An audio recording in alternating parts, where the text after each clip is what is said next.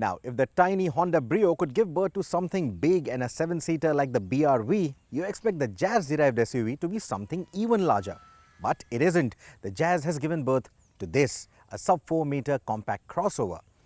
Now, it sits below the CRV and the BRV, so logically it should have been called the ARV, another recreational vehicle to take on the likes of the Brezza and the EcoSport. But it isn't. Honda is calling it the WRV, or Winsome Recreational Vehicle. It is a late entrant to the compact crossover segment, but one that could bring healthy numbers for Honda. Like the BRV, this one too extends the wheelbase of its donor platform, but makes sure that it lies in the sub-4-meter category to attract the tax rebates. It is longer, wider and taller than the Jazz. We love the hatchback for its versatility, so is the WRV as impressive too. Yes and no. Yes, because it pushes the 4 wheels further outward and gives you a roomier cabin and boot than the Jazz, which is a benchmark in itself. No, because it misses out on the magic seats, which give you a second row of folding seats, flat folding seats, and gives you better space utilization. This one doesn't get it. It doesn't get split seats either, and no magic seats means no recline function for the rear bench. However, it is accommodating even for 3 average-sized adults. The leg, knee and headroom could turn out to be the best in class. The cushioning is slightly on the softer side though, and these cobs sticking out act as headrests. The front seats are nicely proportioned even for taller drivers, and I like the contouring. The upholstery can be specified with either grey inlays or blue. No beige treatment in here, and I like it. The dark colors go with the sporty layout for the dashboard. However, its deep profile makes it difficult to judge the length of the nose even when the seat is set to its highest position. The WRV integrates Honda's new infotainment system that recently debuted on the refreshed City. The downer is that it doesn't get Apple CarPlay or Android Auto, which are fast becoming the norm. It is quite feature-rich nonetheless, packing satellite navigation, an Android OS, internet capability, a 1.5 GB of media storage space, and HDMI video input. You also get the reversing camera with 3 angles of view. The display, however, could do with a hood on top to cut out the glare and make it more readable. The car also packs 2 USB ports and 2 12-volt sockets. Like the Jazz, the air conditioning seems inadequate for a cabin this large, and rear AC vents are sorely missed. It gets a first-in-class sunroof too, and the diesel variant gets keyless entry and go, while the petrol misses out on the latter. Though a late entrant in this segment, it doesn't necessarily trump the competition on the features list, but has enough kit to keep its target customers happy. Now, the Jazz is quite a sharp-looking car, and using that as a canvas for the WRV, the Honda designers could have easily given it a very sharp-looking design theme, something that would mimic the BRV or the upcoming new CRV. Interestingly, however, the WRV decides to have a puffed-up look, and it still manages to look quite aggressive. Somehow, it reminds me of a honey badger. I like the quirky treatment of the tailgate, but the bold design is bound to polarize buyers. The taillights will remind you of its Jazz roots, but their extensions into the boot lid look quite novel to me. The 16-inch wheels look quite handsome and are clad with 195 section rubber. A matte black cladding all round, roof rails and the Force skid plates are now the norm for transforming a hatchback into a compact crossover.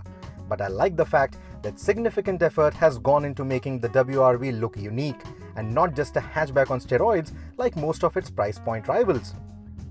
It is taller than most crossover-themed hatchbacks like the i20 Active and the Punto Urban Cross, but not as tall as the Brezza or the EcoSport. It doesn't look very SUV in that sense, but neatly trades in the mini MPV look of the Jazz for a beefier form. Giving the WRV additional capability to take on broken roads is a higher ground clearance of 188mm.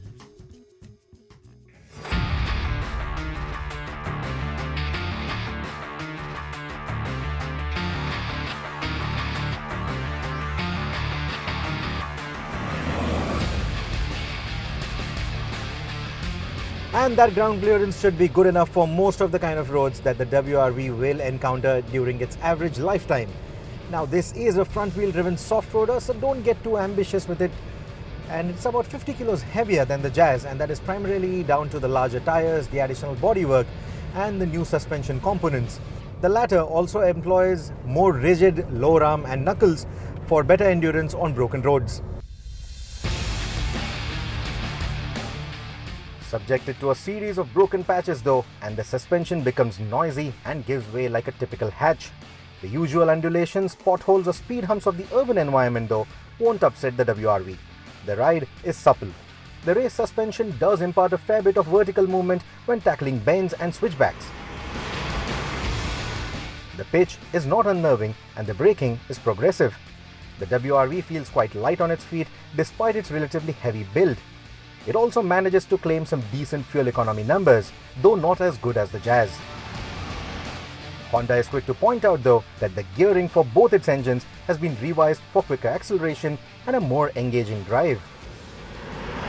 We will validate those acceleration claims later with a road test, but as far as the engaging drive goes, there's not much room for complaint really.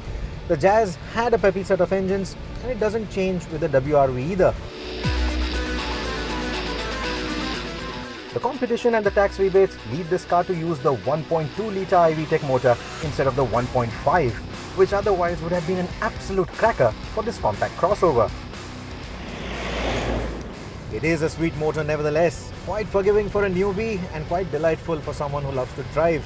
There is a bit of a lag lower down the rev range, and it's only up top where the power really gives you the kind of shove that you would want when you want to have a spirited drive. But despite its SOSC setup, it is quite a refined motor. It's only past the 5000 RPM mark where it gets a bit noisy. It's a likeable soundtrack though, unlike the diesel, which despite its continued improvement, remains quite noisy. The diesel motor, it emits quite a bit of that inherent clatter, but its virtues like its relatively free revving nature and the linear acceleration, they work quite well in the city and on the highway. It could have done with slightly better mid-range though for overtakes, but then I would rather live with having to downshift every once in a while on the highway than having a sudden surge of torque kick in when I'm driving in the city.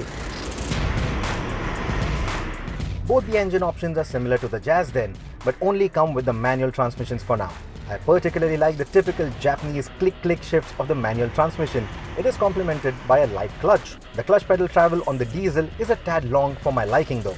The steering gets a more powerful motor now for better assistance.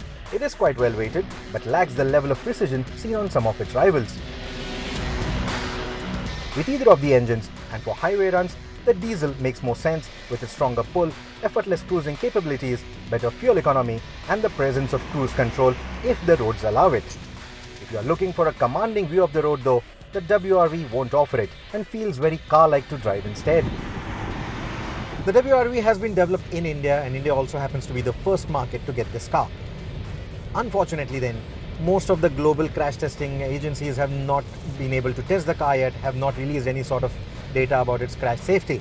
The only data we had a little bit of access to was Honda's own data where they conducted these tests in Japan. The results that came out of these tests will meet or exceed the expectations of the new safety standards that will be put into practice in India by 2018.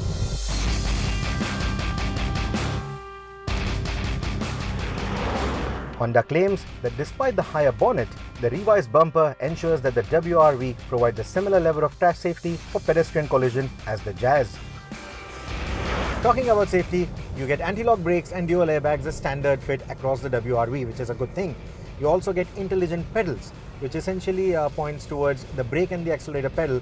So in a panic situation, if you end up pressing these two pedals together, which often happens, then there will be no acceleration input, which is a nice safety feature to have. What I am worried about though is the safety for the rear passengers in case of a rear-end collision. If you see, it doesn't get adjustable headrests, and I'm not sure how much those little pads are going to save you from a whiplash injury in case of a rear-end collision.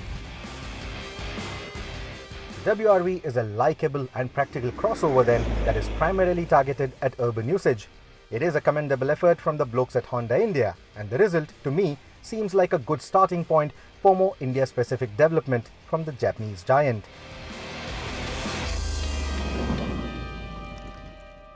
The Jazz recently won our mega hatchback test, and that speaks volumes about its capabilities. The WRV makes that deal sweeter. It slots somewhere in between the SUV-themed hatchbacks and the compact crossovers, and in that, it offers quite a unique proposition that builds upon the virtues of the car that it is based on.